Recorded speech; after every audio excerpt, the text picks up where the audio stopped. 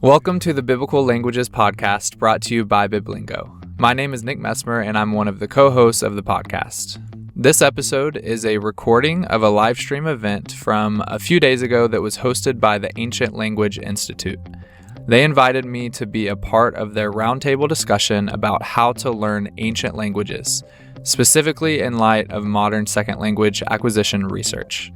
The conversation was about 2 hours long, so we're splitting it up into two parts for the podcast. In this first part, we talk about our backgrounds, the grammar translation method, comprehensible input, and communicative approaches to ancient languages. We hope you enjoy the episode.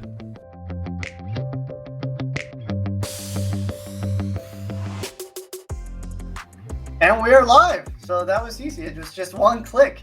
So welcome everyone to our first live stream on learning ancient languages, our first roundtable discussion.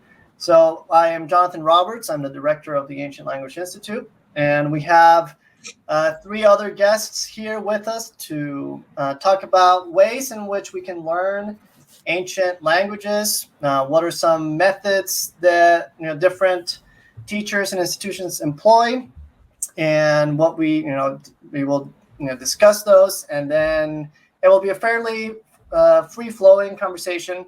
We'll just get started with some introductions. So I'll just say a little bit about myself, and then we'll just go around. So my name is Jonathan Roberts. I'm originally from Aguascalientes, Mexico. So I grew up speaking English and Spanish and Spanglish. And I did my undergrad at the King's College. I studied politics, philosophy, and economics.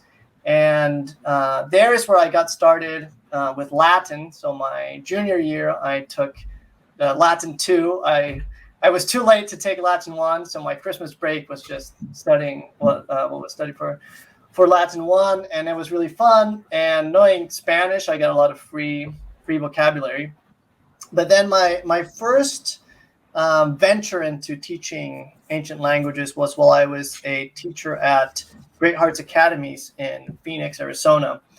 The Latin teacher had gone off to a law school program, and I really wanted to teach Latin, so I went to the headmaster and said, "Hey, can I teach Latin? I will beef up. I will take this Latin intensive at the University of Arizona, which is where Colin studied. He'll say more about that." And I'll beef up and I'll teach Latin if you're willing to do that. And we made a deal. He said, yes, but you also have to teach Spanish because that was their first year launching their Spanish program. So high schoolers would go on to either continue with ancient languages and study Greek. And then as the stereotype goes, all the troubled students would go and teach Spanish. And after a year of doing that, it was just a sudden realization. So to give you an idea, my Latin students were using Latin for the new millennium. We had really great support. I had really experienced teachers helping me out. And with Spanish, it was kind of a Wild West situation. Nobody had taught Spanish at that school before. I had never seen that textbook that we were using. And it was pretty terrible. It was pretty terrible. And after 2 weeks, I realized if this is so boring for me, if this is destroying my soul, this must be horrible for the students. So we just threw the textbook away and we just read stories, right? Really easy stories. And since we met once, every day for an hour, we could do a lot. So I would use things in the classroom. It's like, okay, how do I explain what's a book? Well, I just pick up a book and say, esto es un libro, right? Very easy. Esto es una espada, right? And so then I would just talk to my students and explain new vocabulary by means of what was around us. And this was just, based on what I thought would be effective and fun. And then after a year of doing this, it was kind of startling, because I was talking with one of my students after class in Spanish. I was like, wait, we're just having a conversation in Spanish, and he's telling jokes, and he's telling me about how he watches soap operas and TV shows in Spanish. But why can't my Latin students do that? What's happening? How did it come to this? Right? How did it come to this? And And then that was my last year teaching, but that seed of, well, that just planted a seed in my mind. It's like, how come students can make this much progress in Spanish and not in Latin? They're both languages after all, right? They're both languages after all. So eventually that seed would grow into what is now the Ancient Language Institute. So I'll pause, I'll stop there, and let's hear from Colin, since we mentioned our overlap at the University of Arizona. So yeah, tell us about yourself, what you're up to, how you got started with languages, and oh boy, stuff. How long do you have? No, so my name is Colin Gorey. I'm a linguist in private practice, I guess it's the best way to put it. I teach courses online for people who are interested in learning what makes languages tick. And I make videos on YouTube and stream on Twitch, stuff about linguistics, constructed languages, Old English, all manner of things. Overall, my mission is to bring linguistics out of the ivory tower. That's what I say. So I better keep it consistent. That's the mission. I did my undergrad and PhD in linguistics. I was at University of Toronto for undergrad and then down to University of Arizona for my PhD. I think I needed a change in the scenery and the weather, and I definitely got it in Arizona. But also, that's not the only reason, don't worry, that I went to study there. In Arizona, there's a great tradition of theoretical linguistics, but also going into things like language documentation, like experimental linguistics. So we married together all sorts of worlds in that department, and it was a great place, a great intellectual environment to sort of develop. But all that to say is I focused mainly on linguistic theory. Since I graduated, I've become more and more interested in historical linguistics and in second language acquisition, which is sort of leads naturally into my current obsession, which is to devise linguistically informed methods of learning and teaching languages, especially the ancient ones, especially ones where we don't have any native speakers. There's been a lot written on methods of language pedagogy, but ancient languages are always in a bit of a special case, and we're more hamstrung than normal because we don't have native speakers, but B, we often don't have a great variety of pedagogical materials, especially once we get out of Latin and to a lesser extent ancient Greek. We're really limited in terms of the resources, in terms of the readers, in terms of the textbooks, in terms of things like apps, although Biblingo is making a difference in that regard. And so we have to get creative, and we have to really start to look into how best to do it, because really we don't have time to waste. So I've been taking all of this approach to teaching Old English. That's my current project. But yeah, I've plabbled on enough. Maybe we could go hear from Nick, since I mentioned Biblingo. Yeah, that's right. Nick, yeah, tell us about yourself and Biblingo, what you're up to. Yeah, thanks. Just really glad to be a part of this, so I appreciate the invitation. So my name is Nick Messmer. I am the co-founder of Biblingo, which is primarily a software program for learning Biblical Greek and Hebrew. We do offer live courses and have a podcast as well, but our primary focus is the software program. And really our mission as a company is to make the biblical languages more accessible and easier to learn. And there's really two big pieces to that. One is methodology. So we're trying to take the most up-to-date research in the field of second language acquisition and apply it to ancient languages responsibly. And number two is leveraging technology. So a lot of people are still using textbooks to learn ancient languages, which is much less common when it comes to modern languages. So we want to take some of the best of the technology that's being applied to modern languages and apply it to Biblical Greek and Hebrew. So a bit about my personal background. At this point in time, I consider myself mostly a hobbyist when it comes to languages and language acquisition. Well, and it's part of my job, but I do have some educational background. So I started studying Greek and Hebrew in my undergraduate program. So I took Attic Greek in a classics department at the University of Georgia and Biblical Hebrew in the religion department. And then and I took a good bit, 4 semesters of Greek and 2 of Hebrew. And then after that, I went on and did a master's in biblical exegesis at Wheaton College, which is basically just a program that's focused on studying biblical texts in the original languages. So that's kind of my background, mostly a traditional approach, which we'll talk more about what I mean by that. And maybe that's not even the best thing to call it. But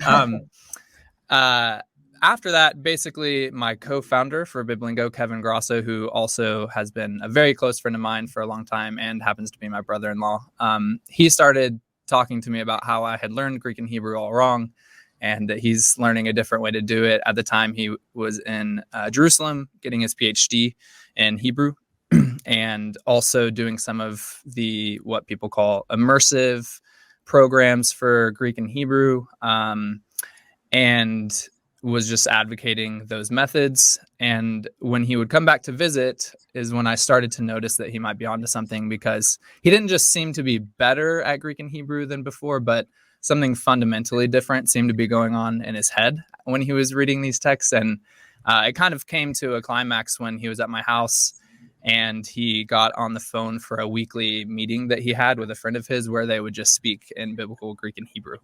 And I had just never seen anything like that before. So I was like, okay, I think you're onto something. And so a little while later is when we started Biblingo, which he had been planning for quite a long time, but brought me on board. So, so again, for the past, I would say 2 to 3 years, I've been a bit more of a hobbyist, especially in the kind of approaches that we'll be talking about today. So. Excellent. Great. Yeah. Thank you. And last but not least, we have Carter Ennis, all the way from Rome. Yes, sir. Tell us about yourself and what you're up to and all that good stuff. Yeah. So my name is Carter Ennis, currently in Rome for the summer, just traveling. As Jonathan mentioned before we got on, I am fresh off the press of getting an undergraduate degree at New St. Andrews College, where I got a degree in liberal arts and culture, which was really awesome because it exposed me to Latin, ancient Greek, and biblical Hebrew at this point. But my language journey begins before that. In high school, kind of the beginning of high school, first of all, I was always kind of interested in the language and how it worked, but I didn't really know anything about how to learn it. And one Christmas, my family got the Rosetta Stone for German, and that kind of started it. But my thinking was, everybody who learns languages in high school, and I've have friends who take Spanish in high school or whatever, nobody comes out of high school saying, yes, I can speak Spanish or I can speak German. And that always kind of frustrated me. So as a determined high schooler, I was like, I'm going to learn German. I'm really, really going to learn it, like from beginning to end.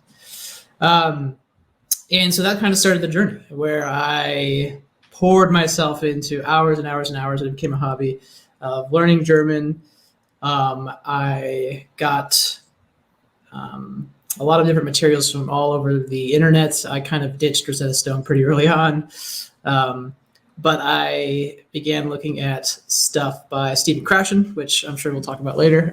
And that kind of started going down the line of just watching videos, listening to podcasts, reading so much stuff, and learning through input. So I was taking in so much German.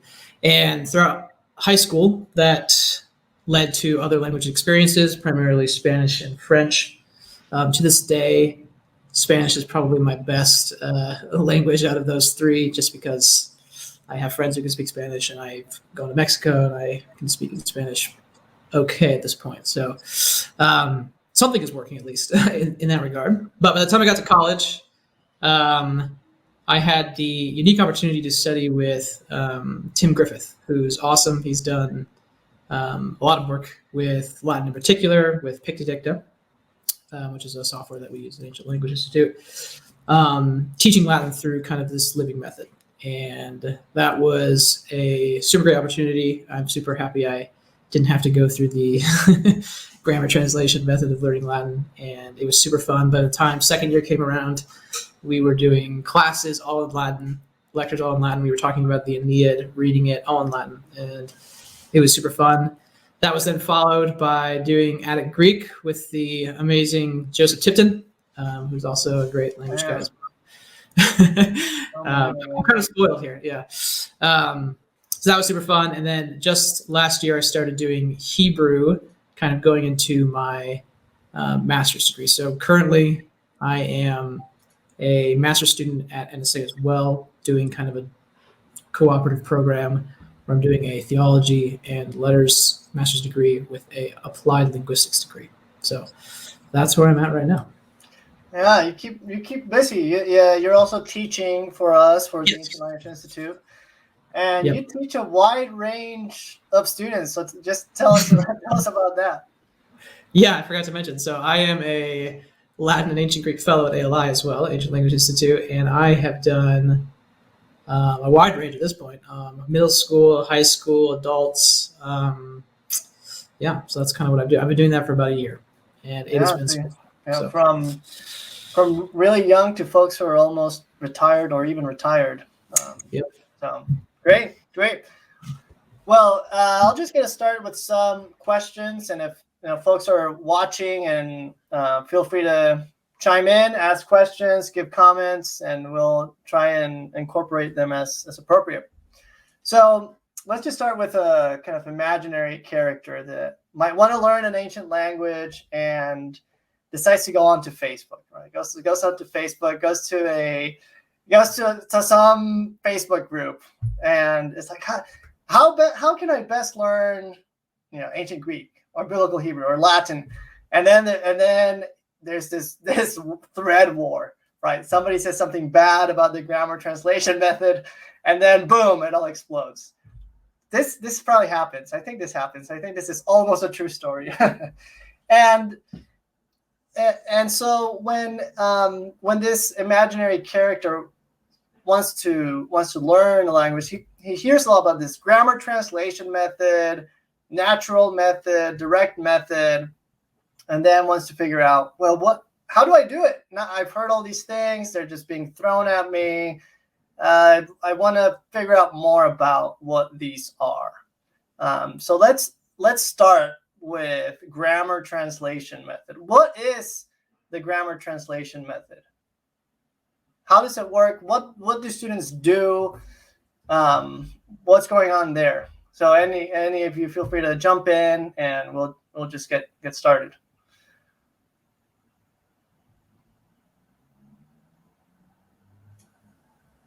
The grammar translation method, everyone's favorite thing to hate, right? The grammar translation method is a kind of it's an interesting, it has an interesting history, because it's often called, as Nick alluded to, the traditional method, but it's actually not that traditional. It's kind of a creature of the 19th century, maybe a little bit before. The grammar translation method aims to teach a language as a type of explicit knowledge. So with the grammar translation method, there are two halves, as the name sort of suggests. There's a grammar half and the translation half. The grammar half is where you're led into trying to understand all of the facts about the language that are relevant. So these are things like verb charts. These are things like rules for using different cases. You get in Latin or ancient Greek, you always see this exhaustive list of the different uses of the cases, the dative of reference, this kind of thing. And you learn all these rules, and you memorize all of these tables, and then the translation side is there to give you some practice with using those things. So you take those rules which you've learned, you now know the language, right? So translate some things. And in theory, it sounds great, but in practice, it just doesn't tend to work. And this is mainly the objection to it, which I think is a pretty convincing one. It just doesn't seem to produce people with the kind of knowledge of the language that they want. And so this is where, in the 20th century, the tides of grammar translation start to recede, and other things start to come onto the scene. Yeah, I would mention that the grammar translation method is somewhat difficult to talk about because it really was prominent before anything that could be considered like an academic field around second language acquisition really emerged in any significant way.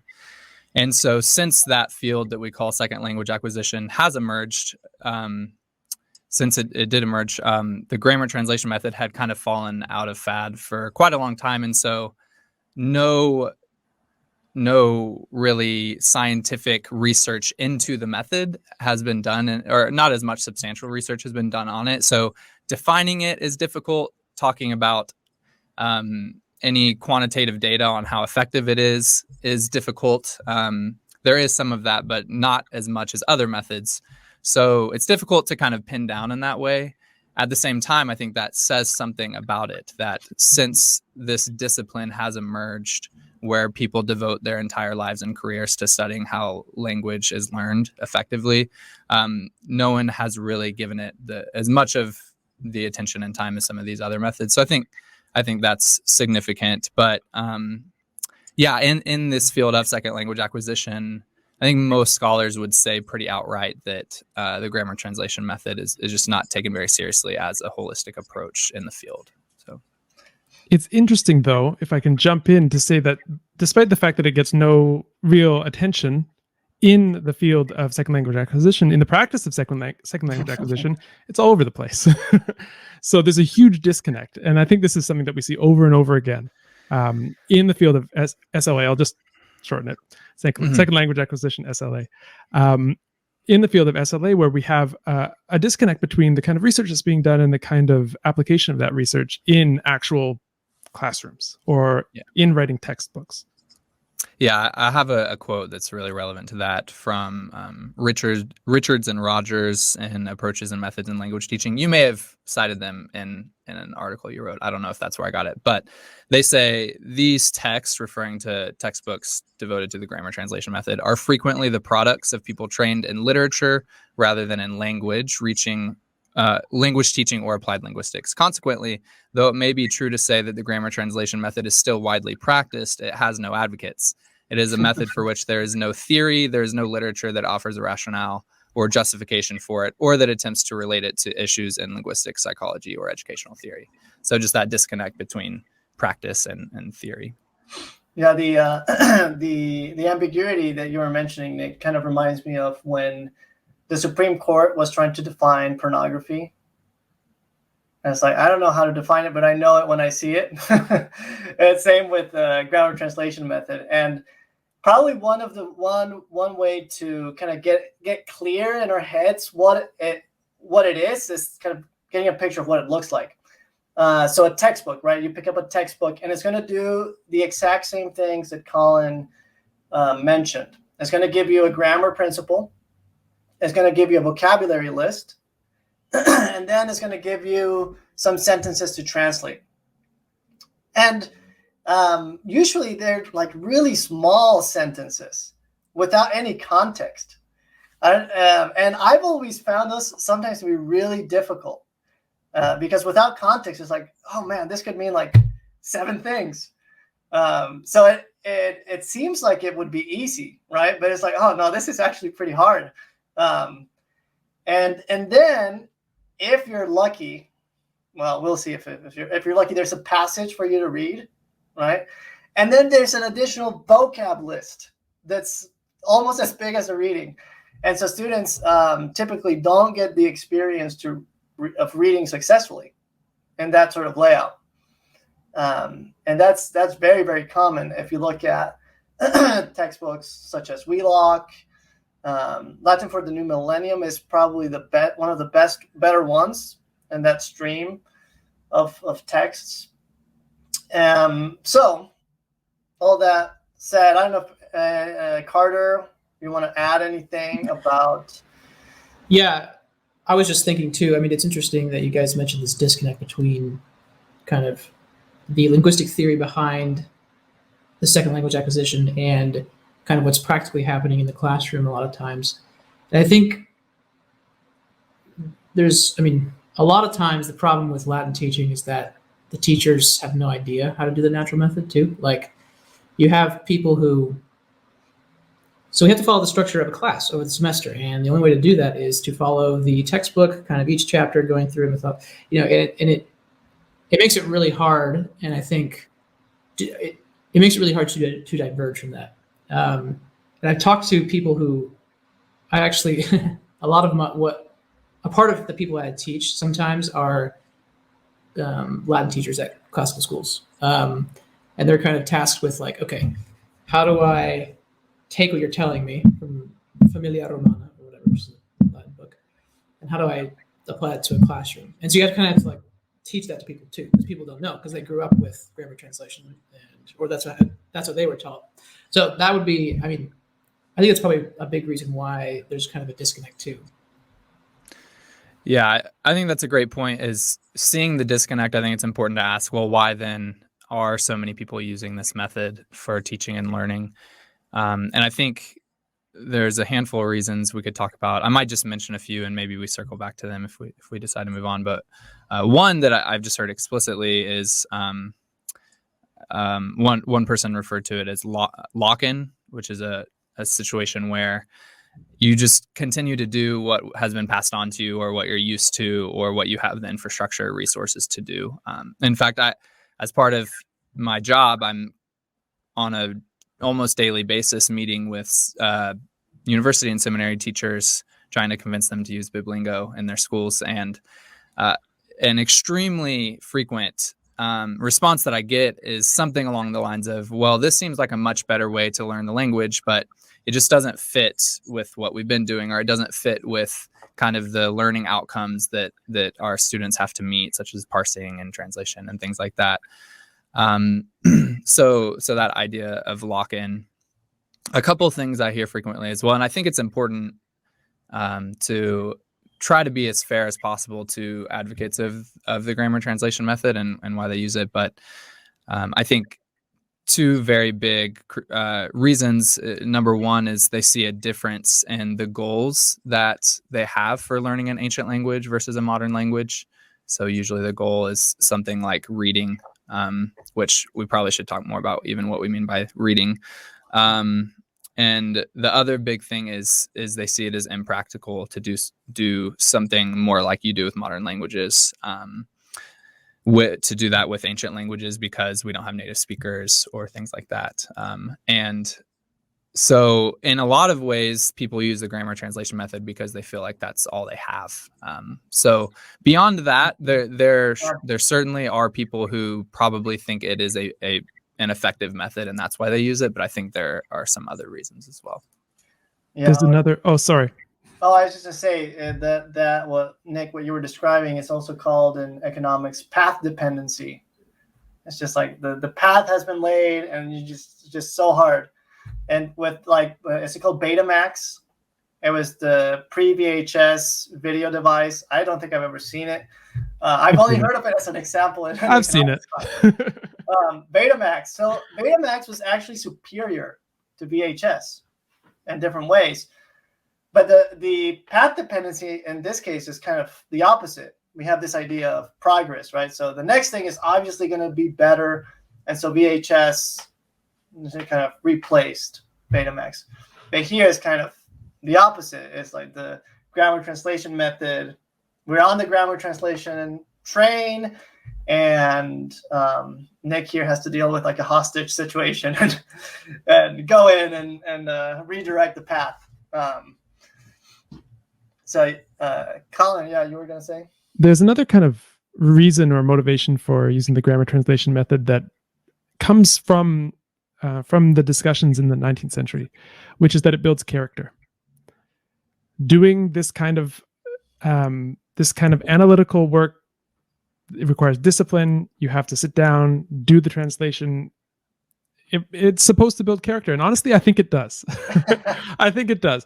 But if we have to be honest about what our goals are when we're teaching a language. Are we primarily trying to teach character? I mean, you could get someone to go out and build a wall, right, to accomplish the same goal. I would rather grow within them a knowledge of the language that would then allow them to do whatever they want with it.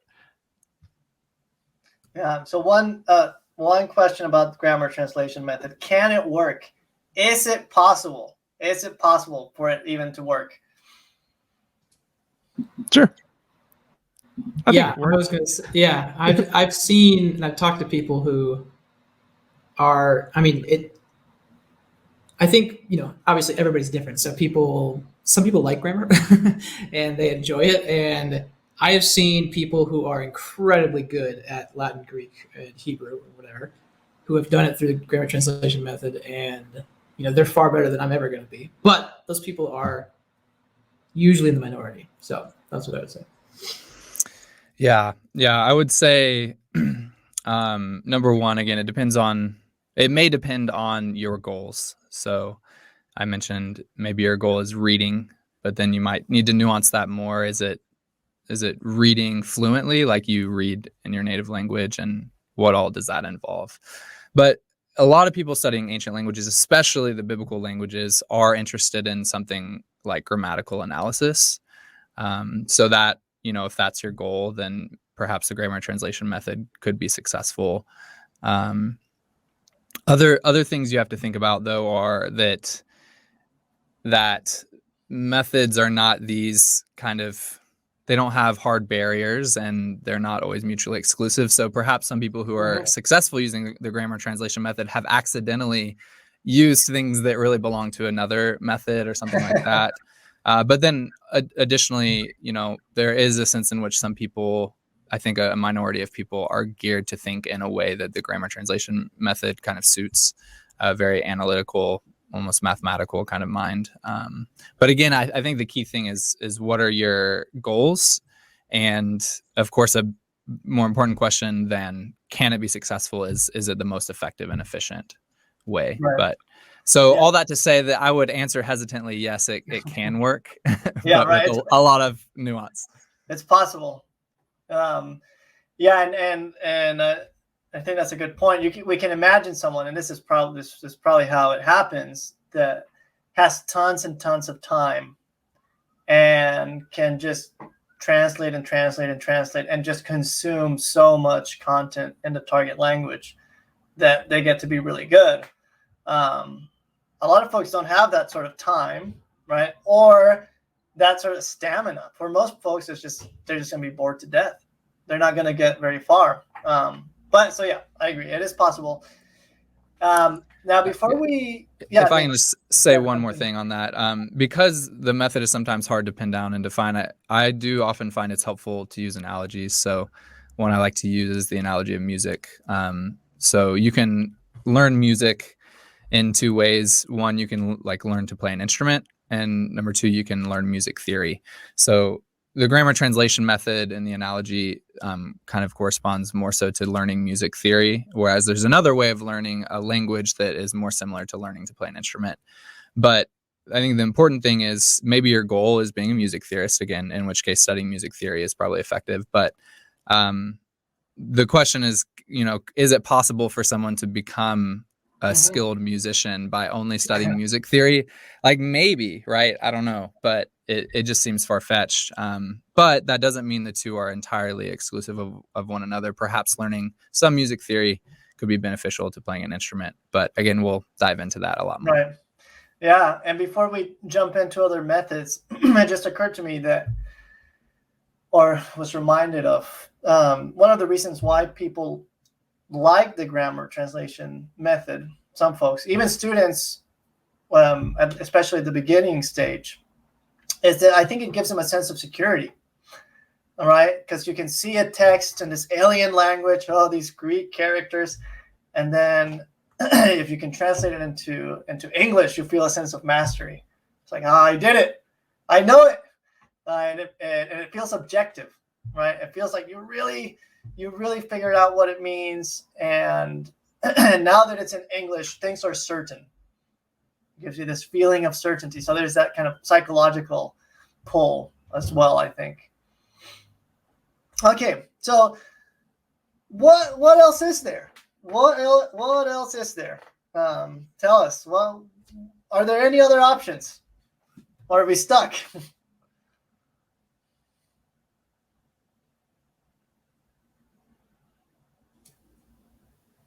We're not stuck. All right. We're not stuck. We have some other options. Show us the way. So there are lots of methods with names and acronyms and things like that.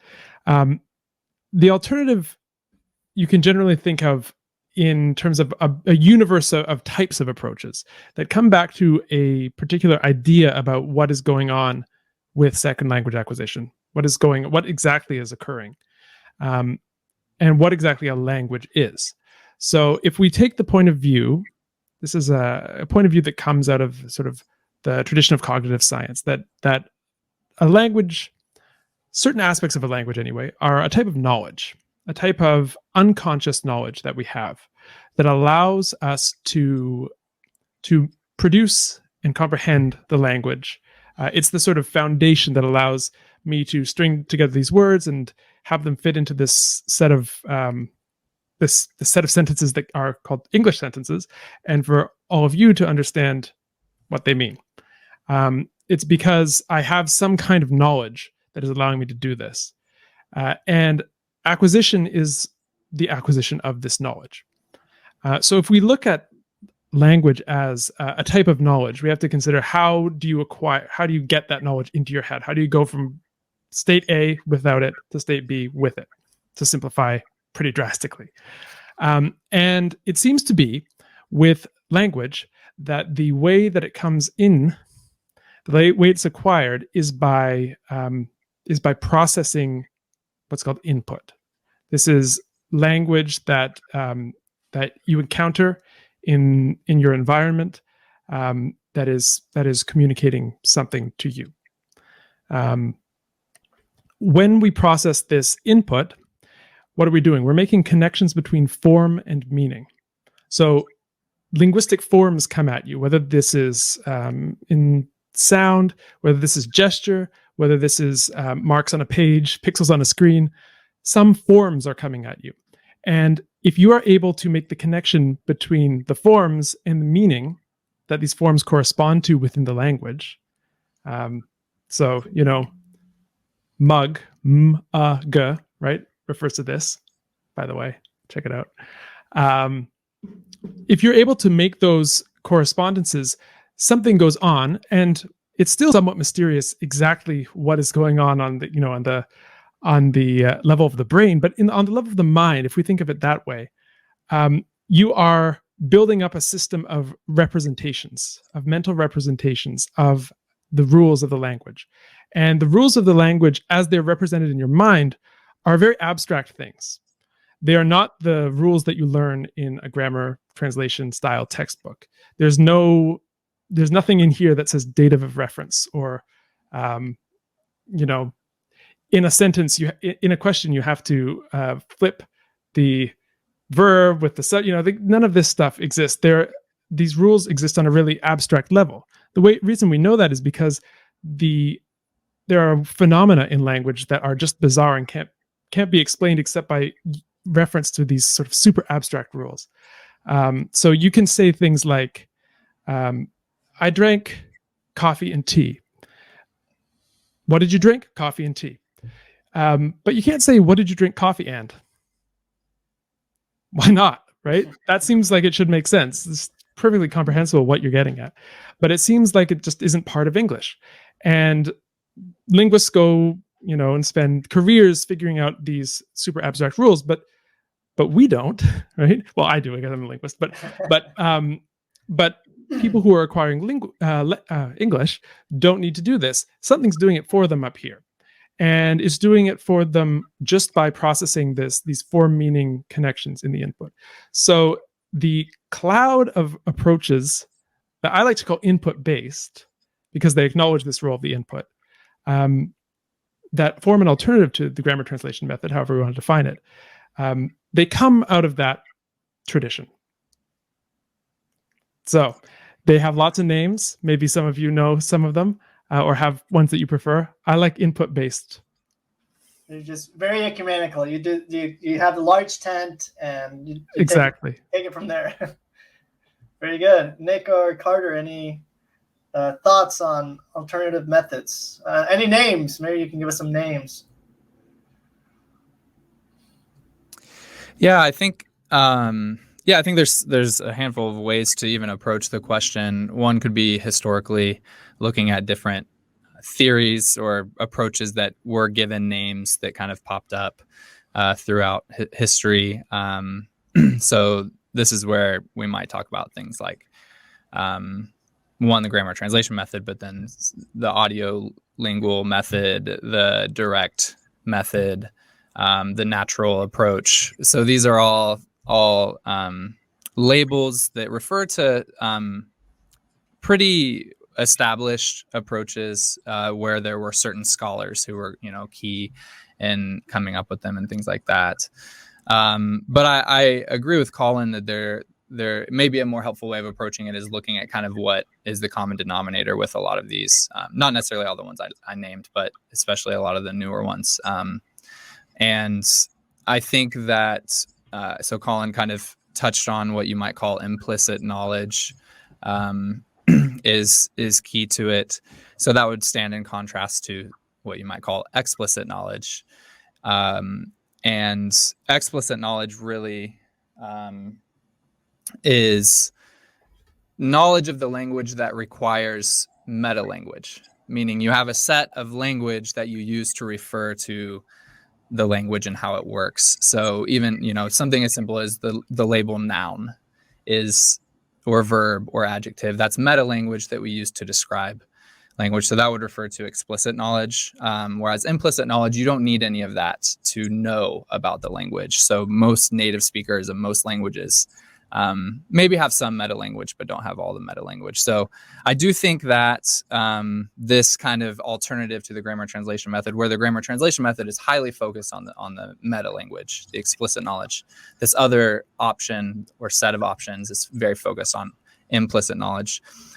That being said, I even there would distinguish between method and goal. So I think the goal of most modern second language acquisition approaches is primarily implicit knowledge of the language. That doesn't necessarily mean that doing explicit learning of these things might not contribute to the acquisition of implicit knowledge. So there's kind of a fine distinction there. So your method might include, maybe it won't, maybe we'll get more into that, but right. I do think this set of approaches is more focused on implicit knowledge versus explicit knowledge. Personally, I prefer to use maybe the label communicative approaches rather than input based, or I can't remember exactly what you said around input, Colin, but the reason I don't like to use something like input is because I think the input thing label is very associated with Krashen's work. And I think that, so Stephen Krashen was a second language acquisition scholar but a lot of his theories came about in, I want to say the 70s or 80s. And one of his things was called comprehensible input or input hypothesis. And while very, very kind of almost groundbreaking in the field, and still so much of the field owes a lot to Krashen's work, I think in a lot of ways the field has moved on from some of his more strong claims about input. That being said, I still think input is central to these approaches, but I try to not make the association with Krashen because of some of the specific claims about input that he made. So I prefer communicative. There are drawbacks to that, but I think it's broad enough and gets to the heart of the goal, which is being able to use language in acts of communication, which could be done through 4 different skills: reading, writing, speaking, and listening. So that's kind of my take. Great. And I think some folks, if you've made it this far, you've probably heard of Krashen before. So Nick, I think it might be interesting for our listeners and viewers to hear more about different, what were the claims that Krashen was making, and in what ways has the field moved beyond them or refined them, so on and so forth. Yeah, I wonder if someone could maybe talk a little bit about Krashen while I figure out why my laptop is not charging, because it's about to die. So I maybe need like 1 or 2 minutes, but maybe someone else could start with Krashen. Yeah, it would be great. Colin or Carter, since you mentioned. Yeah. So I consider myself more of a follower of Crashing than Nick does probably, but I think, as Nick was already talking about, one of the biggest things that is emphasized, I would say, at least just in personal research, is comprehensible input. So, right, you're not necessarily thrown into the deep end without being able to understand a word of Latin. So, for instance, you wouldn't start learning Latin with Cicero or whatever. You would kind of begin at a level that you can understand at least, maybe half of it or more, right?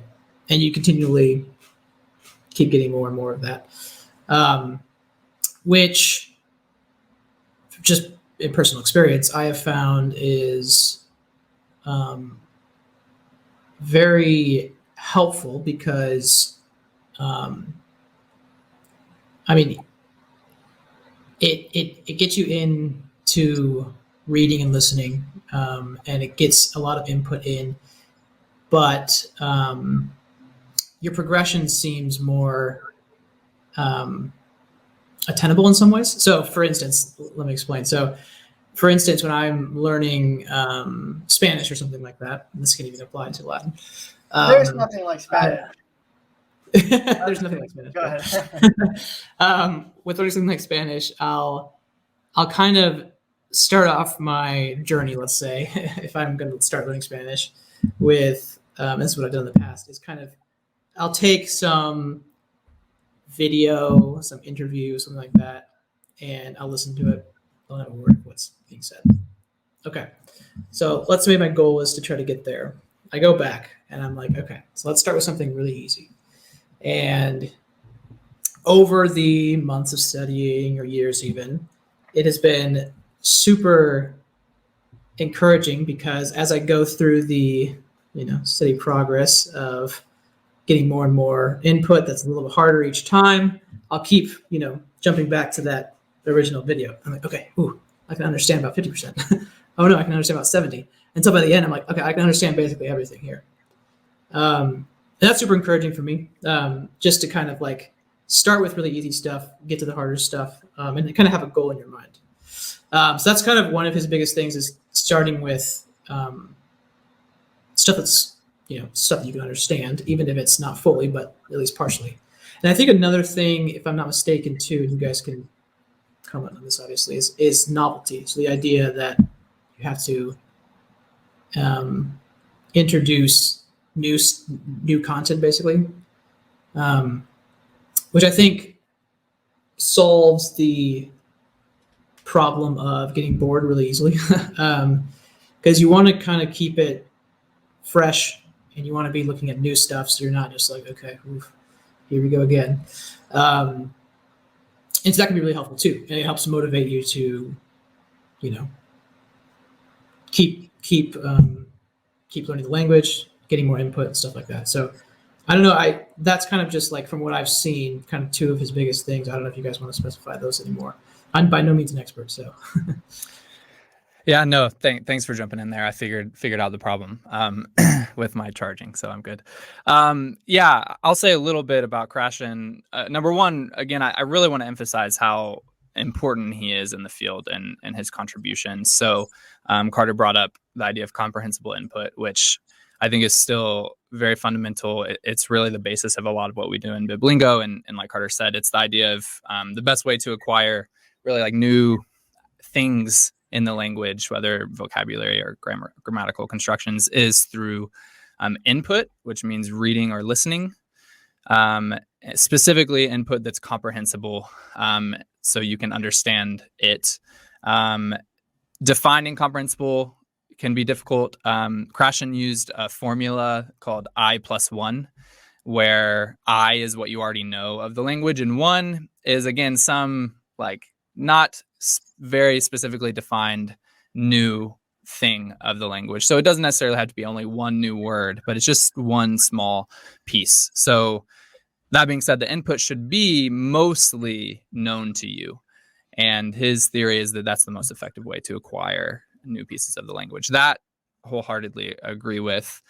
Some of the things that I think the field has critiqued him more heavily on is, so number one is the role of input. So he not only said that input is necessary, but that it's sufficient for acquiring a language. And while some SLA scholars, I think, would agree, I think many wouldn't agree with specifically the sufficient part. I think most would probably agree that it's necessary, but many would disagree that it's sufficient. But even bigger than that is he would say that this input approach, sorry, not this approach, but getting input into the language is not only necessary and sufficient, but the most effective way.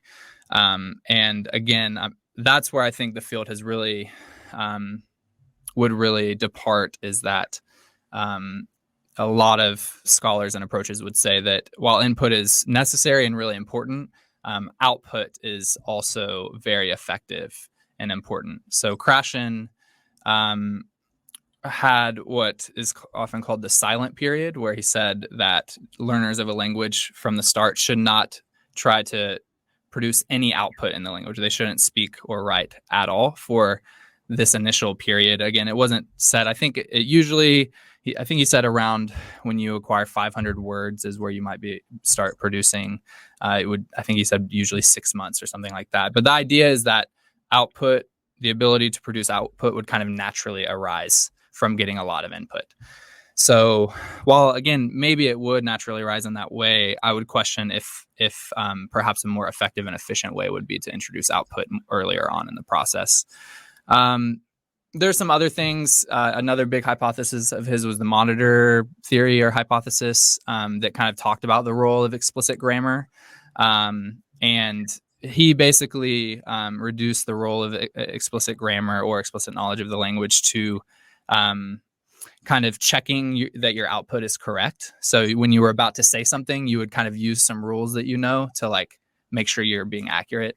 Again, I would question, not only would I question, but I think the field questions if that's the only role of explicit grammar. And the last thing that's pretty fundamental to his approach is a lot of his theories were based on an assumption that L2 learning, or learning a second language, is very, very, very similar to L1, or learning your first language. So his approach, kind of all these sets of hypotheses he's had, are often referred to as the natural approach. And so kind of at the core of it is that learning a second language to do it most effectively is to do it like you learned your first language naturally. And I think, again, while there's a lot to that, I think the field acknowledges a bigger difference between the two. And that undercuts some of his hypotheses.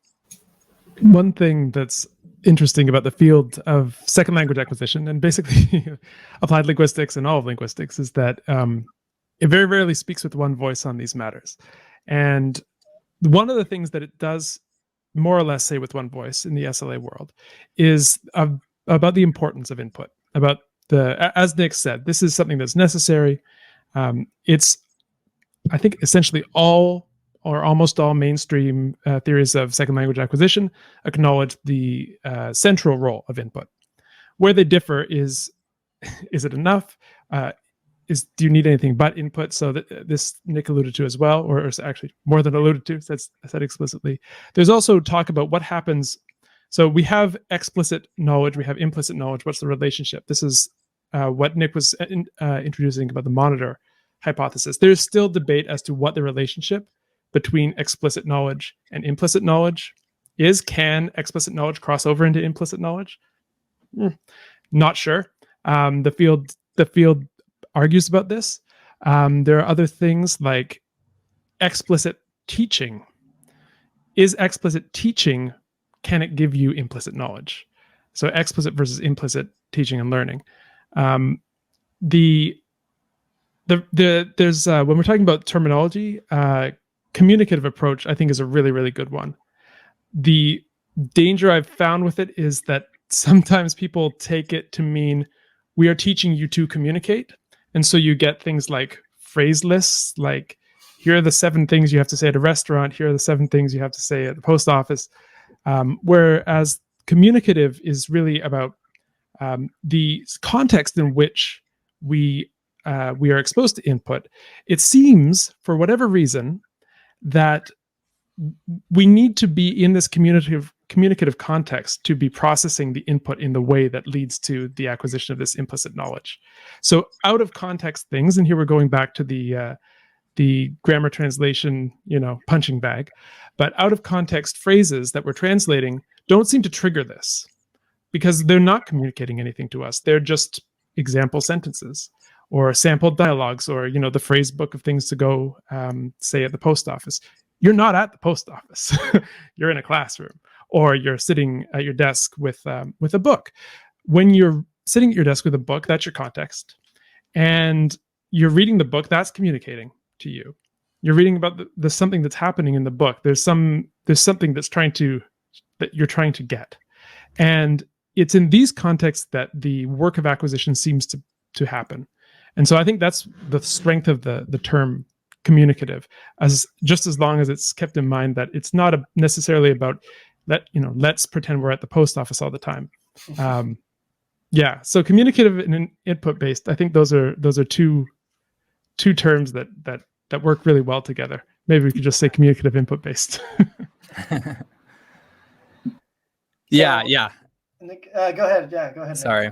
Yeah, no, I think that's really helpful, and I certainly think there are drawbacks to the term. So to that idea you talked about context. So you could even zoom in within the communicative approach, and there are very specific approaches, like you said, that actually would hold that to learn the language most effectively, you need to do so in these contexts that at least simulate real world scenarios. So I think one is called like task-based language learning. So you're learning the language in the context of performing tasks. Someone tells you to do something in the language and you do it. To try to make it more authentic is really the word that's used a lot. And so, I actually don't think that kind of authenticity of the situation is as important as it's often made out to be. And so, therefore, I don't think it's essential to what I call a communicative approach. I think what I see as core to the communicative approach is the focus on meaning rather than the focus on the form of the language, how that meaning is. It's more focused on the meaning than how the meaning is occurring. But that even has to be nuanced because people, for example, who use the grammar translation method would say, of course, I care mostly about the meaning. That's what I'm trying to get at. But the point is that to be focused on the meaning at any given point in time that you're processing the language, there are certain minimum thresholds that have to be there. One, for example, is the threshold of how much of the language you know, or of the text you know, if we're talking about reading. So that's where comprehensible input comes in. But the point is that if you don't know enough of what's there, you can't be focused on the message. You must be focused on the form. So there are ideas brought in from like cognitive psychology that say that we only have so much cognitive capacity to use when we're processing language, and if you have to use too much of that processing power to think about the form of the language or the words that you don't know, you must take your focus off the meaning. So another minimum threshold is speed. So the speed at which you can process. So if we're talking about reading, if you can't read fast enough, or if you can't process the text fast enough, you can't be focused on the meaning. So that's what I mean by meaning focused. Not necessarily that your goal is to understand the meaning, but that at any given point when you're engaging the language, you are focused on the meaning. That's what I mean by meaning focused. And I would say being meaning focused is really the essence of any sort of communicative approach. Yeah. Another kind of image that is close to what you were talking about, Nick, is like beginning students. Sometimes they can find it hard to both read out loud and understand. Because again, they're initially, right, when they're reading out loud, they might just be focusing on how does this sound, and trying to focus on that and on meaning at the same time can sometimes be a bit much. So yeah, I think that sounds right. Yeah. Sorry. Maybe I should not say so much, but that's a really good point. And actually, so when I'm talking about that being meaning focused, the concept of fluency is really important. Is you have to have a certain measure of fluency with the language to be able to be meaning focused. So those thresholds I talked about relate to fluency. But some really interesting research in the field, actually mostly in the cognitive kind of psychology part of the field, is on how fluency with the kind of more fundamental processes involved in processing language are necessary for developing more like macro fluency. So fluency in phonics, which means associating like letters with sound, is necessary for being fluent at reading. So as you said, if you can't look at the letters and automatically know or process the sound associated with it, if you're not fluent at that, then you're not going to be able to be fluent at reading, because you're going to be using too much of your cognitive power to just make that letter sound connection. So that's exactly what I'm talking about. Yeah. There's an interesting difference in that's been brought out in some of the literature about talking about the knowledge of language, which is the mental representation, which is acquired by input. But then there is the real-time use of that knowledge, translating that into sentences, making that available to comprehend what you hear. These are things which don't seem to work in the same way as the building up of that implicit knowledge. These seem to be things that are more like skills. And so they develop in ways that are more that skills develop, so by things like practice. And so this is where it can get a bit tangled, because you can say, well, in the strict input, like if you're Stephen Krashen, for example, and you're thinking about a very strong version of the input hypothesis, input is necessary and sufficient, what use is practice? I'm not attributing this to Stephen Krashen, but if you took a really literal view of that, of that hypothesis, what use is practice? There's no point. All you need is input, right? But it seems to be that we actually do get faster at reading when we practice, when we read more. So what's going on there? Well, there are all sorts of different skills that are kind of orbiting around this central knowledge of language that have to do with applying that knowledge. And these seem to get faster when we practice them. And these can be quite specific. So if we think of in our first languages, there are all sorts of skills that we had to learn. There are skills involving reading. That's probably the most obvious one. That doesn't come at the same time as the other aspects of language. When we talk about second language acquisition, we're talking about reading, writing, listening, speaking. First language acquisition, we get two of those a lot faster than the other two, right? And sometimes we don't get the other two. They're not even necessarily, they don't come with the language. That literacy is something else. And so those skills improve with practice, it seems. The skill of writing an essay, that's a very specific type of writing. That improves with practice. That's not something we're born with. When we learn to write, we don't know how to write essays. When we learn to speak, we don't learn how to speak on the phone. So there are these more specific skills which we can also develop. And it ends up getting, quite time consuming for the language learner. But crucially, to bring out the relationship between these two things, you cannot practice what you don't have. So if you're talking about improving your speed of access of your knowledge of language, you have to have the knowledge of language there in the first place. You can't practice your way around that. Fortunately, the things that you do to practice, reading, talking to people, listening, also are great sources of input. So this is in some ways why the questions get so thorny, because anyone can point to a technique, a method, and say, well, I'd use this and I got to a high level, so that means your technique is wrong. But a lot of these methods and techniques share crucial ingredients that make them work. It's just a question of which one is faster and which one's more efficient. And I think that there are strong indications that what we've been calling input-based or communicative methods are the kinds that you should at least start with. And that's all we have time for on this episode of the Biblical Languages Podcast, brought to you by Biblingo. We hope you enjoyed it.